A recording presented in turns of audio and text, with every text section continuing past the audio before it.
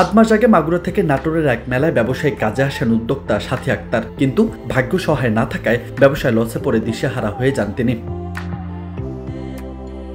এরপর দীর্ঘদিন বেকার থাকার পরে ফুটপাতে ব্যবসা করার সিদ্ধান্ত নেন সাথী।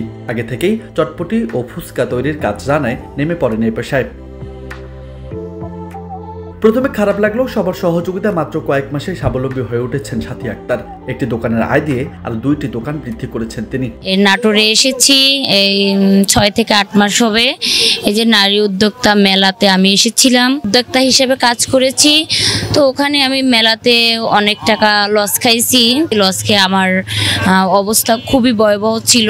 আমি খুবই খারাপ একটা অবস্থাতে ছিলাম। তারপর হঠাৎ করে আমার মাথায় একটা প্ল্যান আসে। এই স্টেশনে আমি ঘুরতে এসেছিলাম। ঘুরতে এসে এখানে জায়গাটা দেখে আমার ভালো লাগলো যে আমি কিছু একটা করব। আমি নিজে উদ্যোক্তা হিসাবে একটা ফুচকা চটপটির দোকান দেওয়ার ব্যবস্থা নিয়েছি, সেটা আমি করেছি। এবং একা হয়তো আমি পারতাম না। এই উদ্যোক্তা হিসাবে আমার পাশে আমার আরও আপুরা ছিল, আমাকে হেল্প করেছে। ওদের জন্য বা আমার সফলতার জন্য, চেষ্টার জন্য আমি এখানে আসতে পেরেছি। তো এখন যেভাবে চলতেছি, এখানে প্রথমে আমি একটা দোকান দিয়ে ভালোই চলতেছি। আস্তে আস্তে করে আমি একটার থেকে আরও দুইটা করলাম, 2টার থেকে আমি 3টে করেছি। এখন আমার ছেলে মেয়ে নিয়ে আমি খুব ভালো আছি, ভালোই চলতে পারতেছি। প্রতিদিন বিকাল থেকে রাত 10টা অবধি শহরের বনবেলঘরিয়া এলাকায় নাটোর রেল স্টেশনের পাশে ফুটপাতে ক্রেতাদের ভিড়ে মুখরিত হয়ে ওঠে সাথী আক্তারের চটপটি ও ফুচকা পানিপুরির দোকান। আমি এখানে চটপটি খেতে আসি, খুব ভালো লাগে। এদের হাতে চটপটি খুব মজা। আমি এখানে রেগুলারই সাথী ফুচকা এখানে আসি এবং খাই। মেয়েরা উদ্যোক্তা হিসাবে দোকান দিছে, এটা অনেক বাহবা।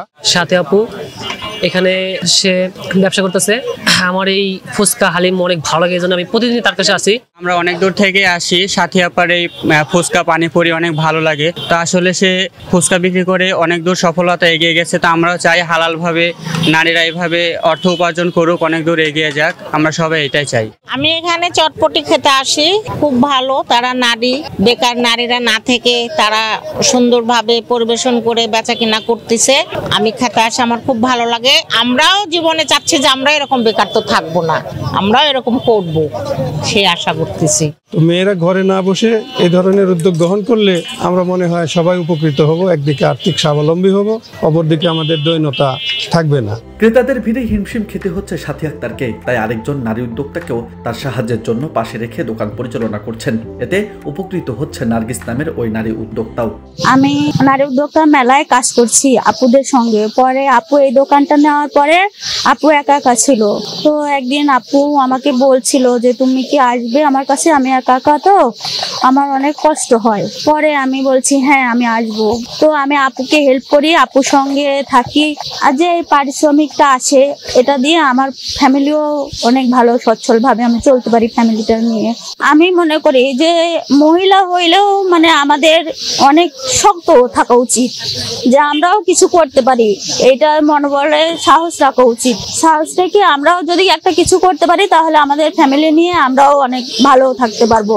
সাথী আক্তারের এমন কর্মকাণ্ডে খুশি সবাই। বেকার না থেকে নিজের প্রতিভাকে কাজে লাগিয়ে সফল হওয়ায় আরো মানুষকে প্রাণবন্ত করবে বলে মনে করেন ক্রেতারা। কোনো কাজই ছোট নয়।